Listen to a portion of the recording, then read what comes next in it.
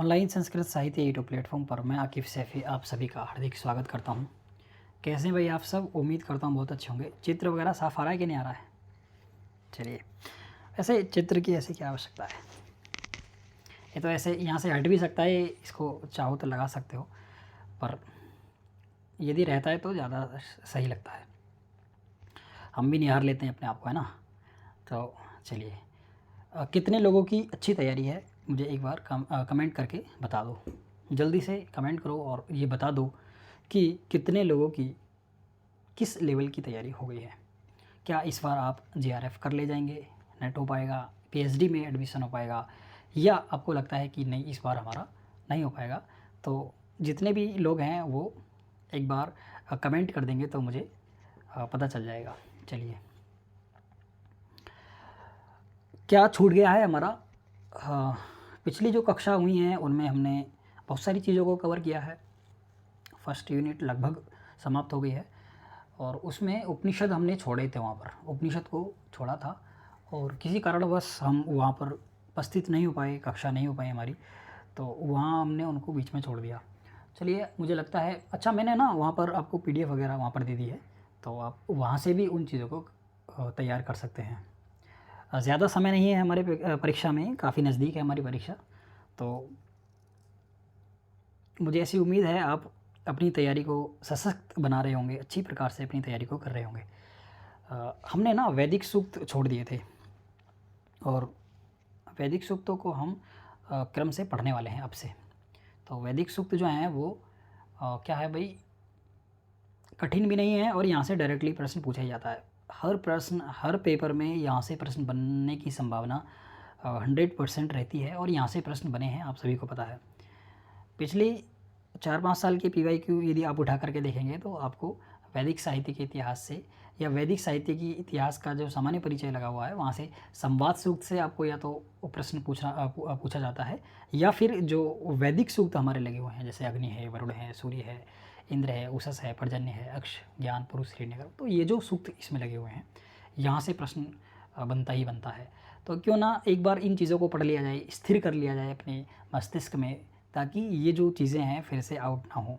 भाई ये तो ऐसी चीज़ है ना, यदि एक बार इनको स्थिर कर लिया गया तो फिर इनको ऐसा तो नहीं है कि कहीं और से प्रश्न आएगा, है नहीं? तो जब ये चीज़ें स्थिर हो जाएंगी तो फिर ठीक है, तो जब ये चीज़ें हमारी स्थिर हो जाएंगी तो हम यहाँ से कितना भी मुश्किल से मुश्किल प्रश्न यदि बनेगा तो हम कर ले जाएंगे, मुझे ऐसी उम्मीद आपसे है। चलिए, वैदिक सूक्तों की जब बात हो तो सबसे पहले हम अग्नि का नाम लेते हैं, क्योंकि अग्नि ही एक ऐसे देवता हैं जो जिनकी स्तुति ऋग्वेद में सबसे पहले हुई है। तो ऐसा मानेंगे कि जो अग्नि देवता है वो ऋग्वेद के प्रमुख देवता के रूप में माने गए हैं, उन्हीं की सबसे पहले स्तुति की गई है। अग्नि सूक्त हमारे सामने सबसे पहला देखने के लिए मिलता है। जब हम सिलेबस की बात करते हैं तो सिलेबस में भी अग्नि सूक्त ही सबसे पहले हमारा दिया हुआ है, तो यहीं से हम शुरुआत करेंगे और क्रम एक बार देख लेंगे। भाई जो अग्नि सूक्त है उसका क्रम 1.1 हमें दे रखा है। 1.1 का मतलब है कि ऋग्वेद जो है वो ऋग्वेद के पहले मंडल का पहला ही सूक्त हमें दिया हुआ है। तो ऋग्वेद यदि हम पढ़ने वाले हैं तो ऋग्वेद आज से प्रारंभ हो रहा है और ऋग्वेद का पहला मंडल का पहला ही सूक्त हम यहाँ पर पढ़ने वाले हैं, जिसका नाम है अग्नि सूक्त। मेरी वॉइस तो आप सभी को क्लियर आ रही होगी, है ना? क्योंकि ये ना रिकॉर्डेड है, रिकॉर्डेड फॉर्म में आपको ये मिलने वाली है कक्षा। मैं तो यहाँ पर रिकॉर्ड कर रहा हूँ, बैठ करके कमरे में बैठा हूँ, तो रिकॉर्डिंग चल रही है। चलिए भाई, वॉइस वगैरह का कोई इशू होगा तो हम इसको एडिटिंग में ख़त्म कर देंगे, है ना? चलिए, तो हम बात कर रहे थे इसकी वैदिक सूक्तों की, और वैदिक सूक्तों में बात कर रहे थे अग्नि सूक्त की। अग्नि सूक्त का हमने क्रम देखा 1.1। 1.1 का मतलब है कि पहले मंडल का, ऋग्वेद के पहले मंडल का पहला ही सूक्त है। अच्छा, हम ऋषि की बात करते हैं तो मधुचंदा हैं और मेघातिथि हैं। अच्छा, ये जो चीज़ें हैं ना ये हमने पहले पढ़ी हैं। जब हम वैदिक साहित्य के इतिहास की कक्षा कर रहे थे तो उस समय मैंने आपको इनका क्रम जो है वो याद करवाया था। क्रम याद करवाया था ना, अग्नि है, वरुण है, सूर्य है, उषस है, पर्जन्य है, अक्ष है, ज्ञान है, पुरुष, हिरण्यगर्भ, वाक, नासदी। मैंने इनके क्रम ही आपको याद करवाए थे 1.1, 1.25, 1.125, 2.12, 3.61, 4.83, 5.83 है ना। तो ये हमने क्रम इनको याद किया है क्रमों को, और हमने इसके साथ साथ इनके जो ऋषि हैं ना उनको भी याद किया है। तो ऋषि हमको पता है, प्रत्येक जो हमारे सूक्त हमारे सिलेबस में लगा हुआ है, प्रत्येक सूक्त के हमें ऋषि पता हैं, हमें उनके देवता भी पता हैं, हमें उनमें कितनी मंत्र हैं, मंत्र संख्या भी हमको पता है। तो यहाँ पर तो सामान्य जानकारी है, यदि आप इसको पढ़ लेंगे। भाई जो पहली बार हमारी इस कक्षा पर आए हैं तो वो तो अवगत नहीं होंगे, इसलिए मैंने यहाँ पर इन चीज़ों को थोड़ा सा लिख दिया है जिससे चीज़ें हैं आपको समझ में आ जाए। यदि आपने हमारी पिछली कक्षा नहीं देखी है ना तो ऊपर आई बटन पर क्लिक कर लेना। देखिए यहाँ पर ऊपर, यदि आप ऊपर देखेंगे ना ऊपर की तरफ यहाँ पर आई बटन आया होगा, तो आप इस आई बटन पर क्लिक करके हमारी पिछली कक्षाओं में जा सकते हैं, जिसमें हमने वैदिक साहित्य का इतिहास, सामान्य परिचय जो हमने हमारा सिलेबस में लगा हुआ है उसको हमने कवर किया है। इसके अलावा हमने वैदिक साहित्य का जो विशिष्ट अध्ययन है वहाँ से भी हमने चीज़ों को कवर करने का प्रयास किया है।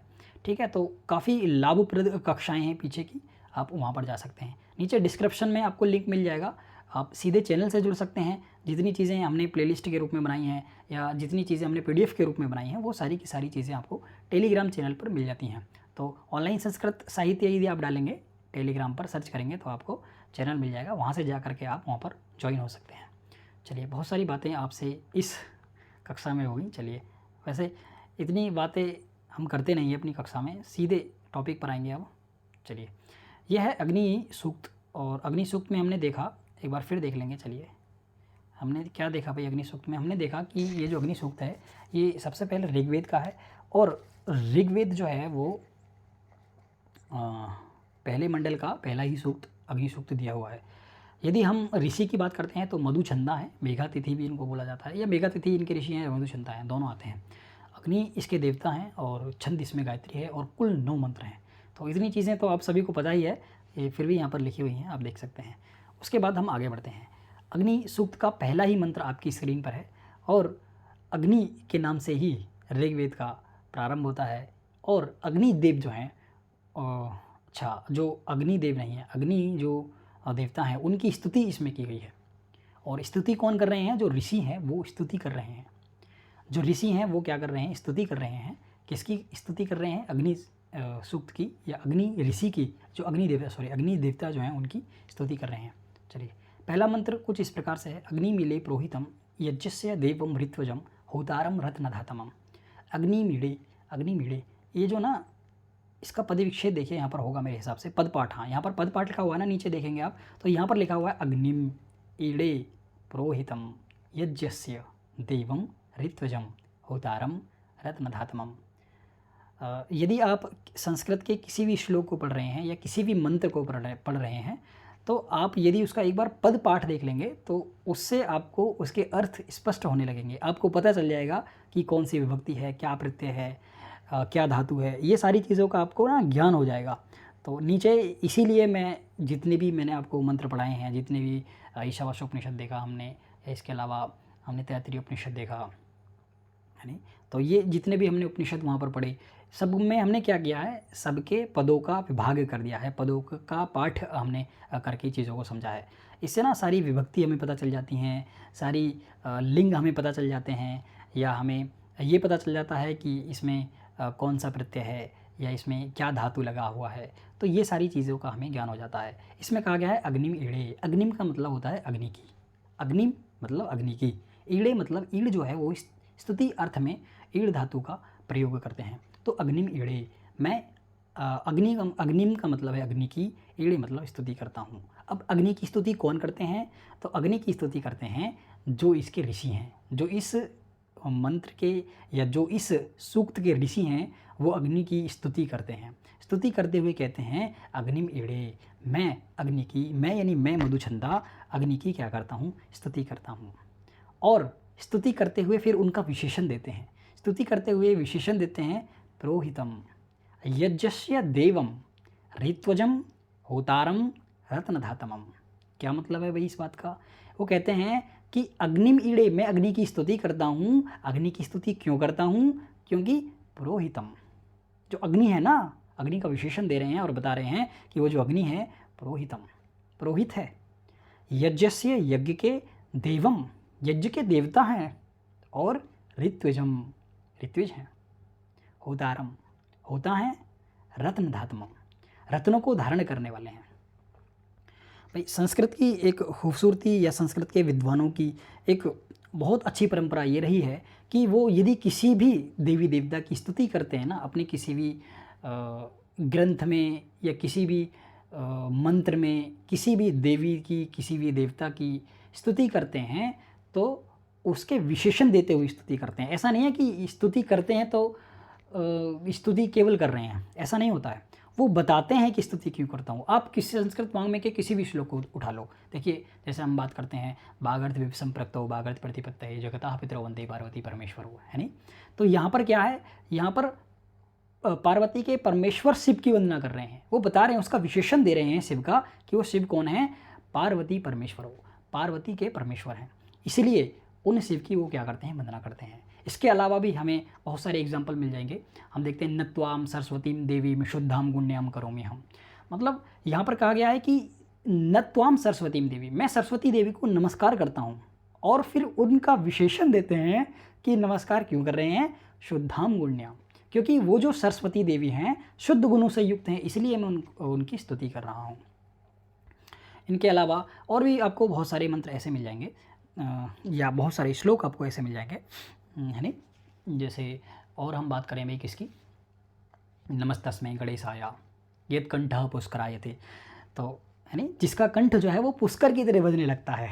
ऐसे नमस्तस्मै गणेशाय, ऐसे गणेश को मैं नमस्कार करता हूँ जिसका जो कंठ है वो पुष्कर की तरह बजने लगता है।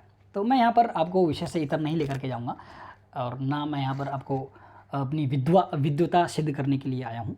मतलब मेरे एक कहने का तात्पर्य ये है कि हमारे जो पुरातन ऋषि हुए हैं, हमारी जो परंपरा रही है वो ऐसी रही है कि यदि वो किसी की स्तुति करते हैं तो वो बताते हैं, उसका कारण देते हैं या उनके विशेषण बताते हैं कि ये इस देवता की स्तुति अपने मंत्र में या अपने ग्रंथ में क्यों कर रहे हैं। तो यहाँ पर भी इस अग्नि की स्तुति करते हुए मधुछंदा कहते हैं कि अग्निम ईड़े, मैं अग्नि की स्तुति करता हूँ। अग्नि की स्तुति क्यों करता हूँ, क्योंकि अग्निम प्रोहितम, अग्नि जो है ना वो प्रोहित है।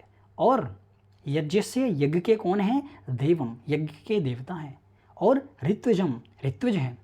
होतारम, होता हैं।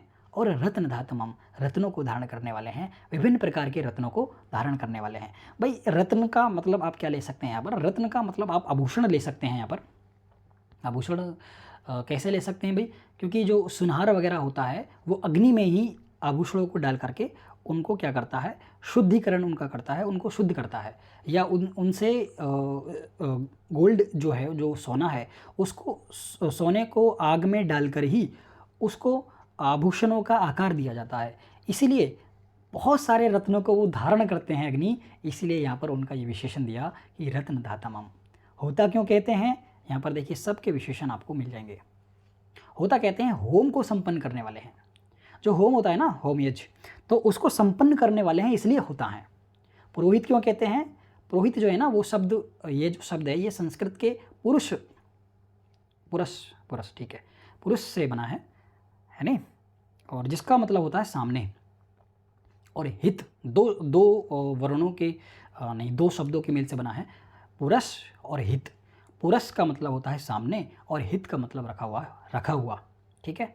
तो ये सामने रखा हुआ, अर्थात इसका क्या हम अर्थ ले सकते हैं, इसका अर्थ ले सकते हैं कि किसी के सामने रखकर उसका हित देखना, है नहीं, किसी के सामने रखकर उसका हित देखना, ये क्या है, पुरोहित का लक्षण है। तो इसीलिए ये अग्नि को क्या कहा गया है, पुरोहित यहाँ पर कहा गया है नहीं। तो देवम, देवता क्यों कहते हैं, क्योंकि दान इत्यादि जो गुण है ना उनसे संपन्न है, दान इत्यादि जो गुण हैं उनसे संपन्न है, इसीलिए अग्नि को देवता कहा गया है। तो एक बार मुझे लगता है आपको समझ में आ रहा होगा, इतना मुश्किल यहाँ पर इसका गूढ़ अर्थ नहीं है, आसान है। तो असल में यहाँ से ना यूजीसी नेट पंक्ति पूछता है, असल मकसद ये है कि पंक्ति पूछता है, आपको दे देगा अग्नि मीड़े पुरोहितम, है नहीं, ये कहाँ की उक्ति है या कहाँ की पंक्ति है, किस मंत्र की है नहीं, इसके कौन ऋषि हैं, कौन देवता हैं, इस प्रकार की चीज़ें यहाँ से पूछी जा सकती हैं। तो ये है नहीं। अर्थ में यदि आप इतनी शास्त्रार्थ में नहीं भी जाएंगे, अर्थ में केवल मोटी मोटा इनका अर्थ समझ लेंगे तो आपका काम हो जाएगा।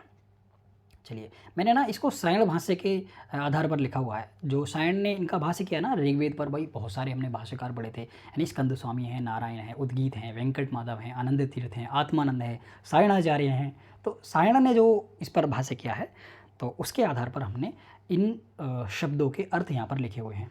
चलिए, मुझे लगता है आपको इतनी सारी चीज़ें समझ में आ रही होंगी। यहाँ पर हिंदी अनुवाद भी आप पढ़ सकते हैं इसका।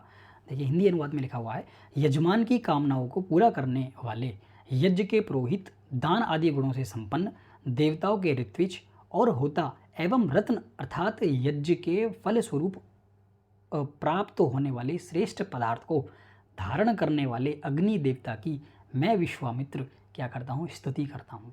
अच्छा, यहाँ पर विश्वामित्र देव हैं, यानी सायण जो है ना, वो शायद विश्वामित्र इनको मानते होंगे। ये सायण के अनुसार ही इसका अर्थ लिखा हुआ है। तो आप ना यहाँ पर क्या कर सकते हैं भाई, एक बार फिर से पीछे आएंगे। यहाँ पर मधुचंदा, यहाँ पर आपको ऋषि दिख रहे हैं, मधुचंदा, मेघातिथि, और यहाँ पर ना आप विश्वामित्र भी लिख सकते हैं। यहाँ पर लिख लो आप विश्वामित्र।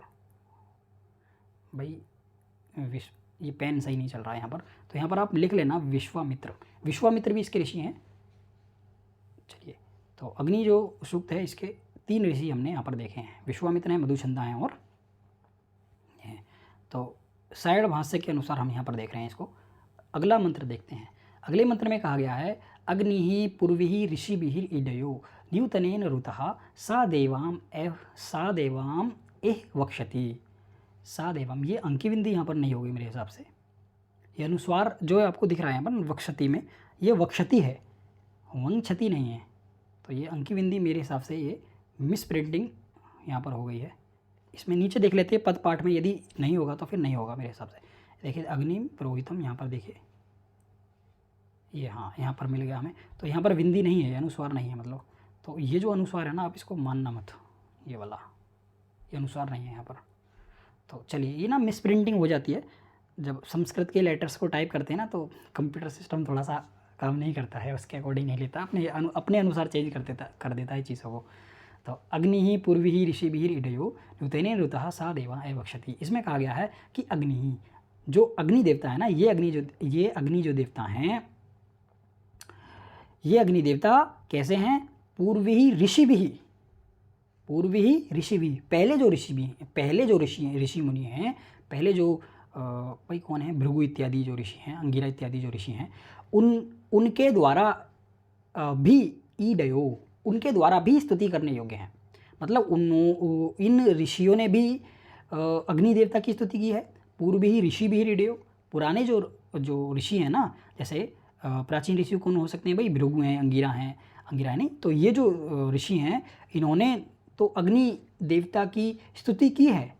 लेकिन आगे कहते हैं न्यूतनेन ऋतः, जो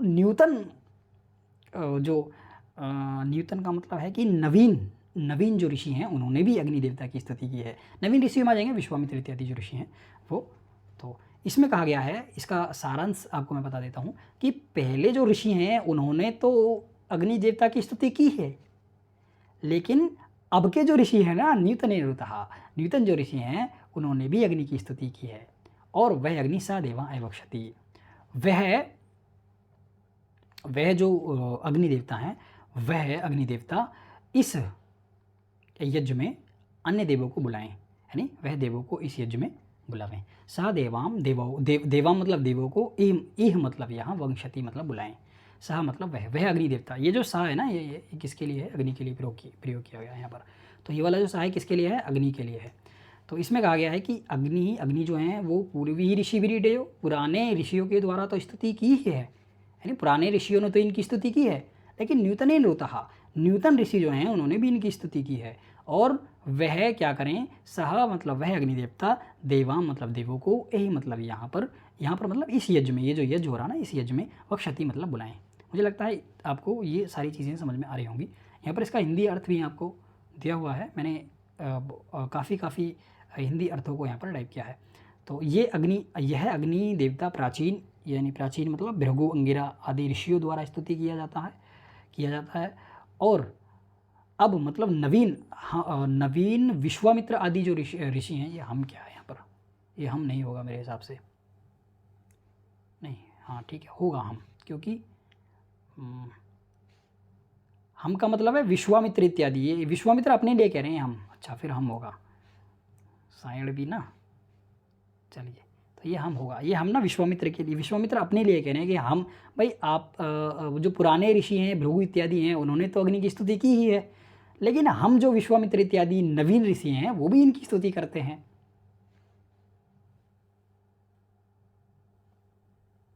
अच्छा, तो वो भी इनकी स्तुति करते हैं। और फिर उसके बाद कहते हैं सा देवा एवं वक्षति, मतलब वह देवों को इस यज्ञ में बुलाएं। समझ में आ गया? ये फिर से हम अगले मंत्र की तरफ बढ़ते हैं। अगला मंत्र देखते हैं क्या कह रहा है। अगला मंत्र कहता है अग्निनाम रईम अश्नवत पोषम एव दिव्य दिव्य यशसम वीरवत्तमम। मतलब अग्निनाम, अग्निनाम मतलब अग्नि के द्वारा, अग्निनाम मतलब अग्नि से, अग्निनाम मतलब अग्नि से, रईम अश्नवत, रईम का मतलब धन, अश्नवत प्राप्त करते हैं। अग्नि के द्वारा ही हम रईम मतलब धन को, अश्नवत मतलब प्राप्त करते हैं। अग्नि के द्वारा ही हम धन को प्राप्त करते हैं। और पोषम एव, और वह जो धन है ना, ऐसा नहीं है कि वो जो धन है हमने एक बार प्राप्त कर लिया, ऐसा नहीं है, और वो एकदम हमने प्राप्त कर लिया और प्राप्त करके वो रखा हुआ है, पड़ा हुआ है, नहीं, ऐसा नहीं है। पोषम एव, वो जो धन है ना बढ़ता रहता है, बढ़ जाता है। पोषम एव का मतलब बढ़ जाता है। तो अग्नि नाम, अग्नि के द्वारा, रईम मतलब धन को, अश्नवत मतलब प्राप्त करते हैं। अग्नि के द्वारा हम धन को प्राप्त करते हैं, और वह जो धन है वो धन का विशेषण यहाँ पर दिया कि वो धन कैसा है, पोषम एव, बढ़ता है। और ऐसा नहीं है कि एक दिन बढ़ा और फिर रुक गया, नहीं, दिवे दिवे प्रतिदिन बढ़ता है। चलिए, अग्नि नाम रईम अश्नवत पोषम एव दिवे दिवे। भाई मज़ा आ रहा है नहीं आ रहा है, एक बार मुझे कमेंट करके बता देना। काफ़ी, यदि ऐसे पढ़ेंगे ना, लोड लेकर के पढ़ेंगे चीज़ों को, तो चीज़ें ऊपर से जाएंगी आपके। तो एकदम से माइंड को ना एकदम से फ्रेश करके बैठो यहाँ पर आकर के, तो चीज़ें ना आपके एकदम से स्थिर हो जाएंगी माइंड में। तो अग्नि नाम रईम अश्नवत, 2-3 बार चीज़ों को पढ़ेंगे ना, रिवाइज़ करेंगे, एकदम से चीज़ें आपको कंटेस्ट होना शुरू हो जाएंगी। भाई एक बार यदि आप कोई चीज़ रिवाइज़ करने में यदि आपको 10 घंटे लग रहे हैं, मान लो कोई चीज़ है और उस चीज़ को आपको रिवाइज़ करने में या उसको याद करने में आपको 10 घंटे लग रहे हैं, तो अगली बार जब आप उसको रिवाइज़ करेंगे या उसको याद करेंगे ना, तो 5 घंटे लगेंगे। और अगली बार उसको रिवाइज़ करेंगे या उसको याद करेंगे तो 2.5 घंटे लगेंगे। और अगली बार आप उसको रिवाइज़ करेंगे या याद करेंगे तो 1.5 घंटे में हो जाएगा। यदि आप देखें ना, तो आपका जो याद करने का या रिवाइज़ करने का टाइम पीरियड है ना, वो एकदम से हाफ होता चला जाएगा, आधा हो जाएगा। भाई 10 से 5 हुआ, 5 से 2.5 हुआ, 2.5 से 1.5 हुआ, तो ऐसे। चलिए, तो ये एकदम से चीज़ें ना आपको स्थिर हो जाएंगी, और स्थिर ही तो करनी है हमें अपने माइंड में, है ना ये चीज़ें। तो अग्नि नाम रईम अश्नवत पोषम एव दिवे दिवे, पोषम एव। मेरी ये आदत है ना कि मैं इसको, जैसे मैं कोई मंत्रांश पढ़ रहा हूँ या मंत्र पढ़ रहा हूँ ना, तो उसको ना पद विभाग एकदम से माइंड में चलता रहता है। तो ऐसे देख लेता हूँ कि पोषम एव यहाँ पर लिखा हुआ है, दिवे दिवे यशसम वीरवत्तमम। तो चलिए, चीज़ें समझ में आ रही है कि नहीं आ रही हैं? भाई चीज़ें ऊपर से तो नहीं जा रही हैं। हिंदी अर्थ इसका यहाँ पर है, आप पढ़ सकते हैं इसको। हिंदी में लिखा हुआ है अग्नि के द्वारा धन प्राप्त होता है और वह धन प्रतिदिन बढ़ता रहता है। और इसी तरह आगे हमने देखा नहीं ना, यहाँ पर देखिए दिवे दिवे दिवे बढ़ता रहता है, और फिर कहते हैं यशसम वीरवत्तमम। और वह जो धन है ना बढ़ता तो रहता है, लेकिन यशसम, यश दिलाने वाला होता है। ऐसा नहीं है कि धन बढ़ रहा है और कोई फर्क नहीं पड़ रहा है धन से, यश दिलाने वाला धन है, ऐसा धन नहीं है। तो धन का यहाँ पर विशेषण दे रहे हैं कि देखिए, फिर से देखेंगे इस बार इस वाले मंत्र को, क्योंकि बहुत सारी बातें बीच में हो गई, विघ्न आ गया। फिर से देखेंगे अग्नि नाम, अग्नि के द्वारा या अग्नि से, रईम मतलब धन की, अश्नवत मतलब प्राप्ति होती है। अग्नि के द्वारा धन की प्राप्ति होती है, और वह जो धन है वह पोषम एव बढ़ता रहता है, बढ़ता रहता है, दिवे दिवे प्रतिदिन बढ़ता रहता है। ऐसा नहीं है कि एक दिन बढ़ा फिर रुक गया, फिर 2-4 दिन बढ़ गया, फिर 4-5 दिन के लिए रुक गया, फिर थोड़ा सा बढ़ गया, धक्का लग गया उसमें, ऐसा नहीं है। दिवे दिवे प्रतिदिन बढ़ता रहता है, और वह जो धन है ना वो यशसम, यश दिलाने वाला है। ऐसा नहीं है कि कोई भी आकर के आपके ऊपर कुछ भी आकर के कह दे, है नहीं, इस प्रकार का धन नहीं है, यश वाला है, यश वाला धन है। आप यशसम का मतलब आप यहाँ पर ले सकते हैं हलाल की कमाई है, ठीक है ना, हलाल की कमाई है, ऐसा आप इसका अर्थ ले सकते हैं। तो यशसम यश दिलाने वाला है। और वीर उत्तमम, और इस धन के द्वारा ही वीर और उत्तम जो सैनिक इत्यादि है ना, उनका क्या होता है, उनकी नियुक्ति होती है, एक तरह से हम इसको कह सकते हैं ऐसे कि इस धन से ही हम वीर और उत्तम पुरुषों की नियुक्ति करते हैं, ठीक है। भाई जो सैनिक इत्यादि होते हैं ना, उनको यहीं से सैलरी इत्यादि दी जाती है। तो ऐसा इसका भावार्थ आप ले सकते हैं। सायण का पता नहीं है भाई, मैंने यहाँ पर सायण का लिखा नहीं है। सायण का क्या अर्थ, मैं असल में यहाँ पर मैं कोई पुस्तक वगैरह लेकर के नहीं बैठा हूँ। तो ऋक सूक्त संग्रह की एक पुस्तक है, आप उसको मंगा लेना। दो इसके लेखक हैं, एक हरिदत्त शास्त्री हैं। भाई मुझे इतना अच्छे से याद नहीं है, लेकिन यहाँ पर पुस्तक होती तो मैं आपको देख करके बता देता। लेकिन ऐसा है, मैं आपको ना अगली कक्षा में बता दूंगा कौन सी पुस्तक है, या नीचे कमेंट में मैं डाल दूंगा। यहाँ पर आप नीचे डिस्क्रिप्शन में जाएंगे ना, वहाँ पर आपको पुस्तक मिल जाएगी कौन सी है वो। तो दो उनके लेखक भी आपको मिल जाएंगे, तो वहाँ से मंगा लेना। 200 के आसपास की है शायद, तो देख लेना आप।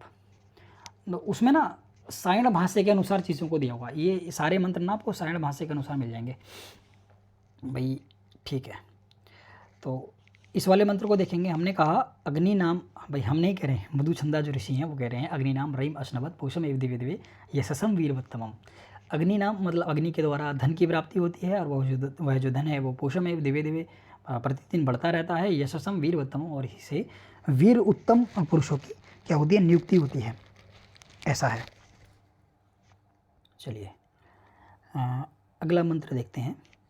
आगे कहा गया है अग्नेयम यज्वम अध्वरम विश्वतः परिभूअसि सा इद देवीषु गच्छति। अग्नेयम यज्वम अध्वरम, हे अग्निदेव, अग्ने हे अग्निदेव, हे अग्नि,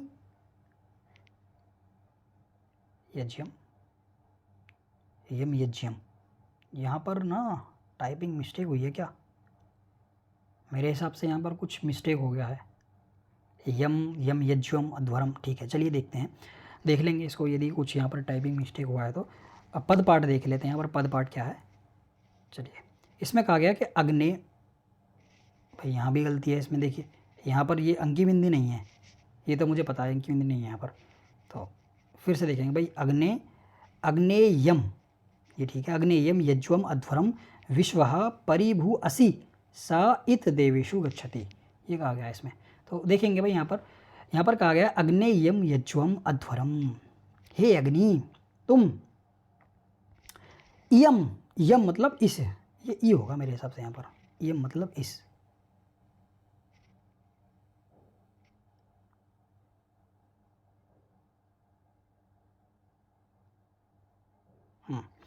चलिए अग्नेयम यज्वम अध्वरम विश्वः परिभूअसि सा इत देवीषु गच्छति।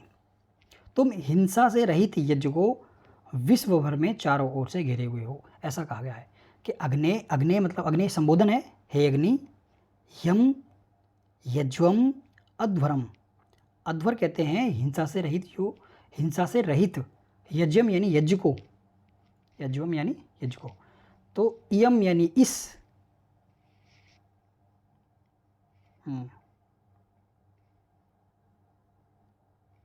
जिस, यम यानी जिस, ठीक है।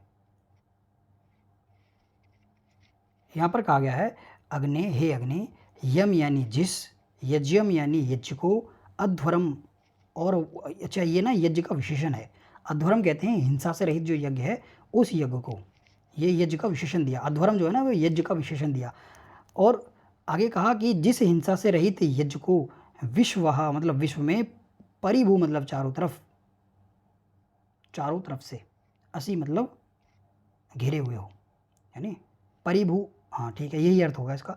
तो जिस यज्ञ को ना तुम पूरे विश्व में चारों ओर घिरे हुए हो ना, तो सह मतलब वह यज्ञ, सह मतलब ये यज्ञ के लिए यहाँ पर प्रयोग किया गया है। तो वह यज्ञ देवेशु यानी देवों को गच्छति जाता है। तो वह जो यज्ञ है ना वो किसको जाता है, देवों को जाता है। तो इसमें कहा गया कि अग्नेम, हे अग्ने, यम यज्वम, जिस यज्ञ को, अध्वरम, फिर यज्ञ का विशेषण दिया कि यज्ञ कैसा है, अध्वरम यज्वम। तो जो हिंसा से रहित यज्ञ है उस यज्ञ को विश्व परिभोषी, चारों तरफ से घिरे हुए हो। सह मतलब वह यज्ञ, सह मतलब सह यज्ञम, अच्छा है, सह यज्ञम, वह जो यज्ञ है, इत मतलब इत देवीषु गच्छति, वह जो यज्ञ है देवीषु मतलब देवताओं को, गच्छति मतलब जाता है। ठीक है, तो ये हो गया। चलिए इसका हिंदी अनुवाद है यहाँ पर आप देख सकते हैं। हे अग्नि, इसमें कहा गया हे अग्नि तुम जिस हिंसा से रहित यज्ञ को विश्व भर में चारों ओर से घिरे हुए हो, वह यज्ञ देवताओं को जाता है। तो ये इसका हिंदी अर्थ है। भाई जो इसका अर्थ बनता है ना, मैंने उसी अर्थ को यहाँ पर लिख दिया। ये वाला अर्थ है ना, ये वाला अर्थ आपको कहीं पर वैसे मिलेगा नहीं, लेकिन भाव अर्थ इसका यही है। तो जो इनके शब्दों से निकल रहा था ना अर्थ, वही अर्थ मैंने यहाँ पर लिखा हुआ है। चलिए आगे देखेंगे। 30 मिनट की वीडियो, अच्छा 31 मिनट की वीडियो यहाँ पर हो गई है। अग्निर्होता कविकृतुः, यानी अग्नि होता, अग्नि कौन है, होता है। अग्नि के विशेषण दे रहे हैं यहाँ पर, थोड़ा सा और ऊपर कर लेते हैं इसको। अग्नि के ना विशेषण यहाँ पर दे रहे हैं। अग्नि होता कविकृतु, कविकृतु मतलब कविकृतु है। और सत्यः चित्रस्रवस्तम देव देवेभिर आगमत, देव देवेभिर आगमत, देवहा, देवहा, ठीक है। अग्नि ही होता, देखिए इसका पद देखते हैं, पद पाठ देखते हैं। अग्नि ही होता कविकृतु सत्यः चित्रस्रवस्तम देवः देवेभिर आगमत, ऐसा है। तो चलिए इसमें कहा गया है कि अग्नि, जो अग्नि है ना होता, अग्नि कौन है, अग्नि का विशेषण दे रहे हैं यहाँ पर। अग्नि का क्या कर रहे हैं, विशेषण दे रहे हैं कि वह जो अग्नि है वह अग्नि क्या है, होता। अग्नि जो है वो होता है। और होता किसको कहते हैं भाई, होम को संपन्न करने वाले को होता कहते हैं। और फिर कौन है, कविकृतु है। कविकृतु कौन होता है, अतीत और अनागत आदि कर्मों को जानने वाला है। कवि कौन होता है भाई, कवि, हम कवि के बारे में कहाँ पढ़ते हैं, हाँ आचार्य मम्मट, हाँ काव्य प्रकाश है ना, काव्य प्रकाश में हम पढ़ते हैं भाई। वहाँ उसका मंगलाचरण जो है ना वो यहाँ पर इसका सटीक एग्जाम्पल बैठता है। मंगलाचरण में कहा गया है, मंगलाचरण कुछ ऐसा है भाई उसका,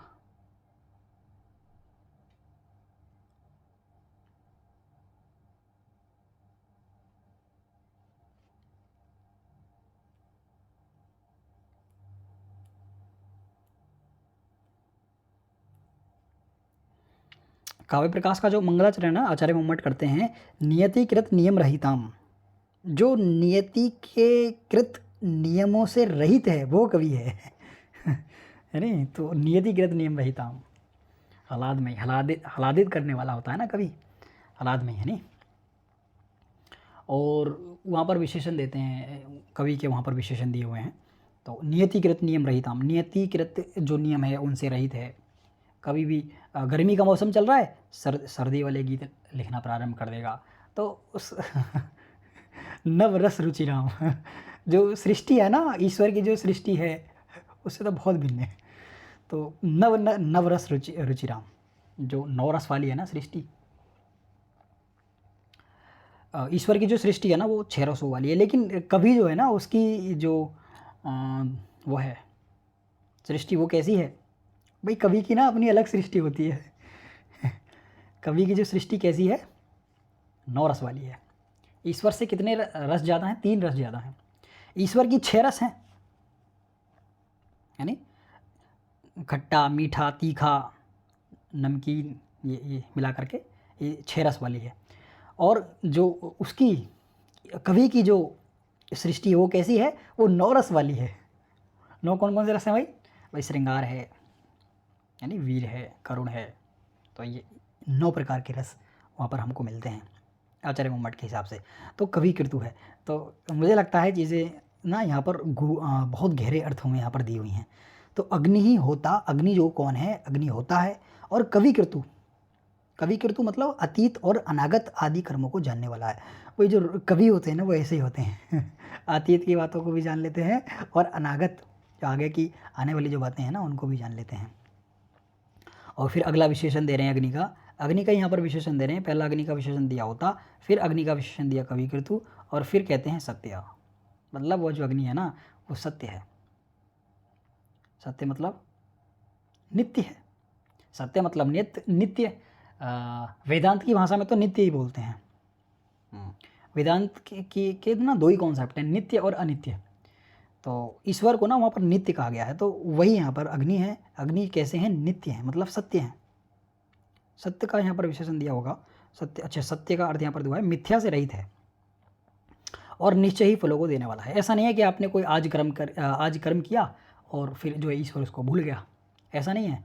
निश्चय ही फलों को देने वाला है, मतलब यदि आपने कोई अच्छा कार्य किया है ना तो उसको आपका उस कार्य का आपको फल अवश्य मिलने वाला है, ऐसा है।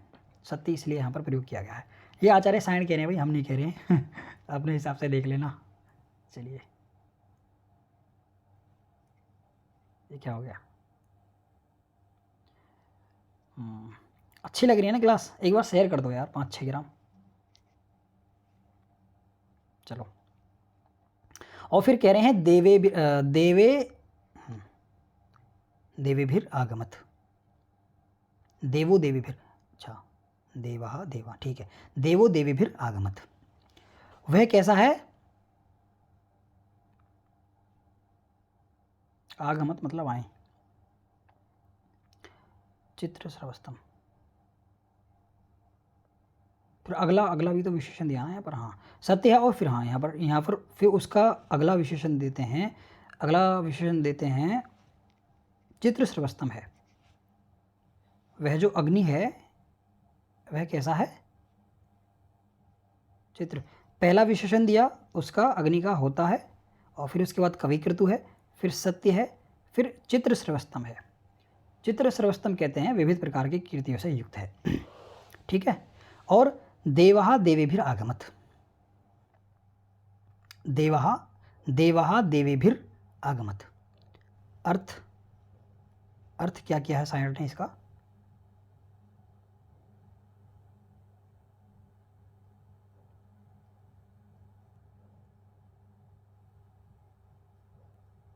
सायण ने क्या किया है इसका अर्थ? देवेभिर, देवों के, अच्छा, देवो देवीभिर आगमत। आगमत का मतलब है ना आना, आओ, देवताओं के साथ। देवेभिर, देवताओं के साथ, आगमत आओ। कहाँ पर आओ? ये जो यज्ञ हो रहा है, ये जो यज्ञ चल रहा है, देवों के साथ है, नहीं, देवो देवीभिर आगमत, तो देवों के साथ इस यज्ञ में आओ, ऐसा इसका अर्थ है। देवो देवीभिर, ये ना यहाँ पर विसर्ग है, देखो ये ना, ये जो विसर्ग है, ये वाला जो ओ है ना, ये विसर्ग है। अथा तो धर्म जिज्ञासा, मैंने कई बार बोला है आपको, तो इस प्रकार के एग्जाम्पल हैं। वहाँ पर दो शब्द मिलते हैं ना आपको, अतः, अतः, तो ऐसा ही है। तो ये जो ओ कभी कभी ना संधि के नियम पढ़ेंगे ना आप, तो वहाँ पर आपको मिलेंगे, ये कभी कभी ओ को विसर्ग हो जाता है, तो वही है यहाँ पर। तो देवहा देवीभिर आगमत, हे अग्निदेव, देवीभिर, देवताओं के साथ, आगमत मतलब आ जाओ, इस यज्ञ में आप देवताओं के साथ आ जाओ, ऐसा इसका अर्थ है। तो समझ में आ रहा होगा मुझे लगता है। आगे बढ़ते हैं। यहाँ पर हिंदी अनुवाद है, यदि आप इसको पढ़ना चाहें तो पढ़ सकते हैं। हिंदी अनुवाद क्या है भाई इसका? हिंदी अनुवाद है, हे अग्नि तुम होता हो, कविकृतु हो, सत्य हो, चित्र श्रवस्तम हो, और हे अग्नि तुम अन्य देवताओं, अच्छा, हे अग्नि, हे देव तुम अन्य देवताओं, ये यहाँ पर क्या है पता नहीं, अन्य देवताओं के साथ इस यज्ञ में आओ। यहाँ पर लिखा नाओ यहाँ पर लिख रहा है नहीं हो ना, ये टाइपिंग मिस्टेक है भाई, कभी अग्निदेव बुरा मान जाए तो काट दो इसको यहाँ से भाई। मुझे लग रहा है अपना इसकी स्पीड को बढ़ा लो, मुझे ऐसा लग रहा है कि मैं बहुत मंदा बोल रहा हूँ। चलिए, 39 मिनट की ये जो है कक्षा हो चुकी है अब तक। आगे देखते हैं भाई, कुछ मन सा नहीं कर रहा है पढ़ने का और पढ़ाने का। अगला मंत्र देखते हैं, छठा मंत्र है, यद अंग दासु से त्वम अग्ने भद्रम करिष्यसि। यद अंग दासु से त्वम अग्ने भद्रम करिष्यसि। और फिर कहा गया है इत तत् सत्यम अंगिरः करिष्यसि, तब एतत्, तव इत, ठीक है। तव इत, तव इत, तव इत तत्, ठीक है। अन्वय सही है यहाँ पर। मैं ना यहाँ पर अन्वय चेक कर रहा था ये, अच्छा मैं ना यहाँ पर पद पाठ चेक कर रहा था, ये वाला ये यहाँ पर सही है कि नहीं है, तो बिल्कुल सही लिखा हुआ है ये भी, और ये भी एकदम सही है। तो इसमें कहा गया है यद अंग दासु से तो मग्ने भद्रम करिष्यसि तब इत तद सत्यम अंगिरः। क्या अर्थ है इसका? भाई इधर आ जा, ठीक है। तो इसमें कहा गया है कि हे अग्निदेव, यद अंग दासु से तुम, यद अंग दासु से पता किसे कहते हैं? दासु से कहते हैं, यद अंग दासु से,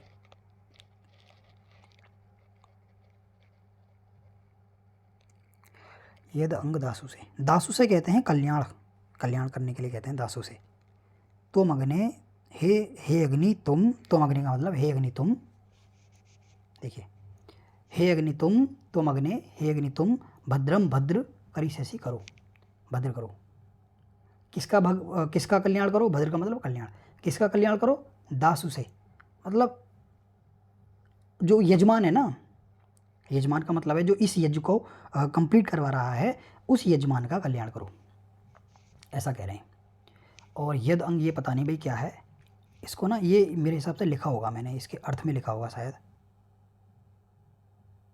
अंग, हाँ यहाँ पर लिखा हुआ है देखिए, अंग है ना, ये अंग का मतलब है इति अभिमुख करणार्थे, ये सायण ने लिखा है भाई, ये ना यहाँ पर सायण ने लिखा है, इति जो है ये, अच्छा ये जो अंग है ना, अंग का मतलब है अंग इति अभिमुखीकरणार्थे, अभिमुखीकरण के लिए हम इस अंग का प्रयोग कर रहे हैं।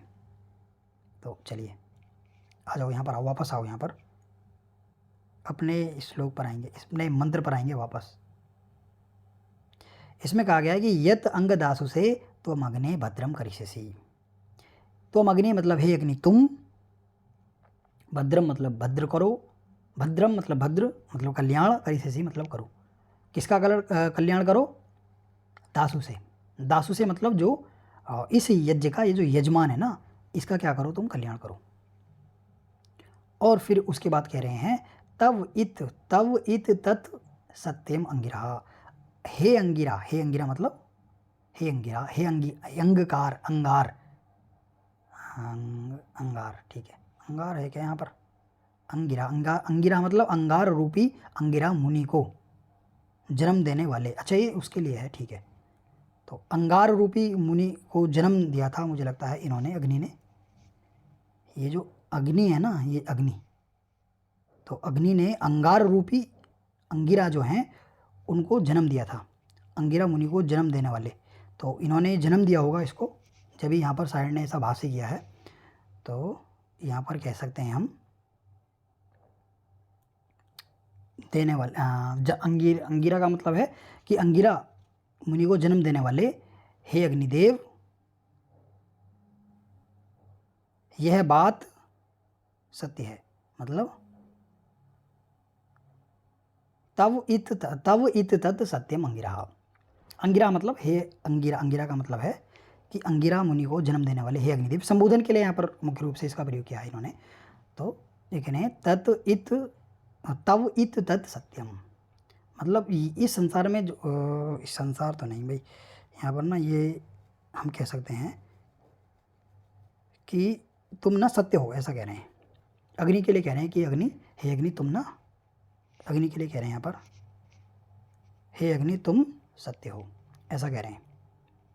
चलिए हिंदी अर्थ यहाँ पर इसका दिया हुआ है, आप इसको पढ़ना चाहें तो पढ़ सकते हैं। इसमें कहा गया है हे अग्निदेव तुम यजमान का कल्याण करो, हे अंगार रूपी अंगिरा देवता, अग्निदेवता, हे अंगार रूपी अग्निदेवता, यह बात सत्य है, इसमें कोई संशय नहीं है, यह बात मतलब यह बात सत्य है। यह बात कौन सी सत्य पता है? ये वाली सत्य कह रहे हैं फिर इसके हिसाब से, अंगिरा का, अंगिरा ये जो अंगिरा बोला ना इन्होंने, ये इसके लिए बोला है।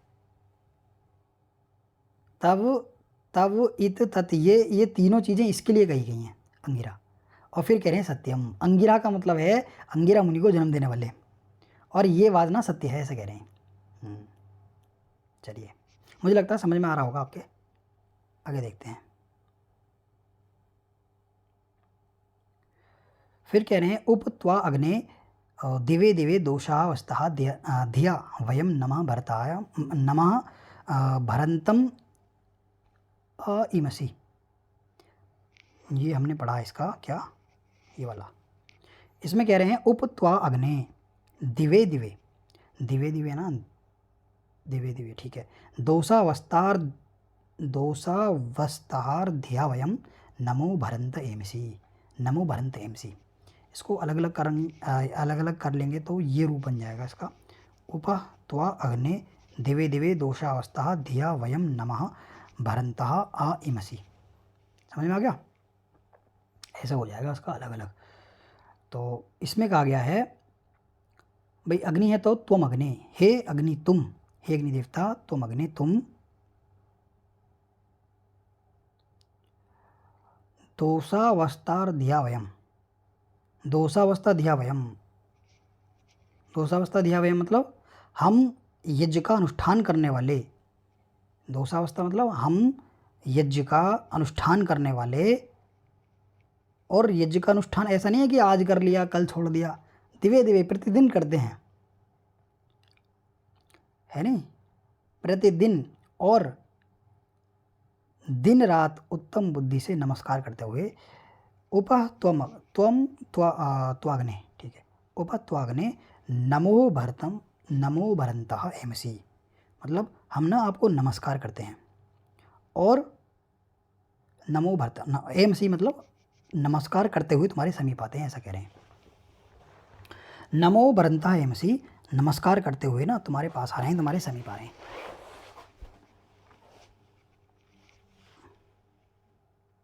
ठीक है, समझ में आ रहा है। उपत्वाग्ने दिवे दिवे दिवे दोषावस्था धिया वयम नमो भरंत एमसी, नमो भरंत एमसी, ऐसा है। हिंदी अर्थ क्या है इसका, हिंदी अर्थ कह रहा है हे अग्निदेव हम यज्ञ का अनुष्ठान करने वाले प्रतिदिन और दिन रात उत्तम बुद्धि से नमस्कार करते हुए तुम्हारे समीप आते हैं। अगला देखेंगे इसका कौन सा मंत्र है, ये 8वां मंत्र है, फिर इसके बाद 9वां मंत्र, 9 मंत्र पूरे हो जाएंगे इसके, इसको देखते हैं। इसमें कहा गया है राजंतम अध्वरणाम गोपाम रित्यस्य दिदीविम वर्धमाना स्वेद में। इसमें कहा गया है राजंतम अध्वरणाम गोपाम रित्यस्य दिदीविम वर्धमानम स्वेद में। क्या मतलब है भाई इसका, इसका क्या मतलब है वो एक बार देखेंगे। इसमें कहा गया है कि राजंतम मतलब पहले जो संबोधन कर रहे हैं ना अग्निदेव का, पहले के मंत्रों में जो संबोधन क्या है उनके लिए कह रहे हैं, उन्हीं के लिए बता रहे हैं आगे कि वह जो अग्निदेव है ना राजंतम, राजंतम मतलब प्रकाशमान है, राजंतम मतलब प्रकाशमान है। और अध्वरणाम, अध्वरणाम मतलब हिंसा रहित, अध्वरणाम गोपाम, अध्वरणाम गोपाम मतलब हिंसा रहित, ये जो हिंसा रहित यज्ञ है ना, इस हिंसा रहित यज्ञ के कौन है, गोपाम मतलब रक्षक हैं। हे अग्निदेव तुम कौन हो, राजंतम अध्वरणाम गोपाम, राजंतम मतलब, राजंतम का मतलब है कि प्रकाशमान हो, और अध्वरणाम गोपाम, अध्वरणाम गोपाम मतलब इस हिंसा रहित यज्ञ के कौन हो, रक्षक हो, गोपाम मतलब रक्षक हो, और रित्यस्य है नी रक्षक हो। और उसके बाद कहते हैं दिदीविम वर्धमानम स्वेदमे, और रित्यस्य दिदीविम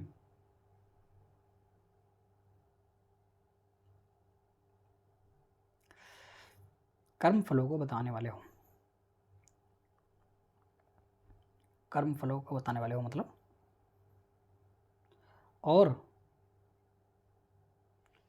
स्वेदमे खुद से बढ़ते हो ना, स्वेदमे, दमे मतलब यज्ञशाला में, स्वे मतलब खुद से, दमे मतलब यज्ञशाला में, वर्धमानम बढ़ते हो, खुद से ही यज्ञशाला में बढ़ते हो। और फिर रित्यस्य दिदीविम, रित्यस्य दिदीविम का मतलब है कि कर्म फलों को बताने वाले हो। ठीक है, तो ये हो गया इसका अर्थ। तो इसमें कहा गया कि राजंतम अध्वर्णाम, राजंतम मतलब प्रकाशमान हो, और अध्वर्णाम गोपाम, अध्वर्णाम गोपाम मतलब ये जो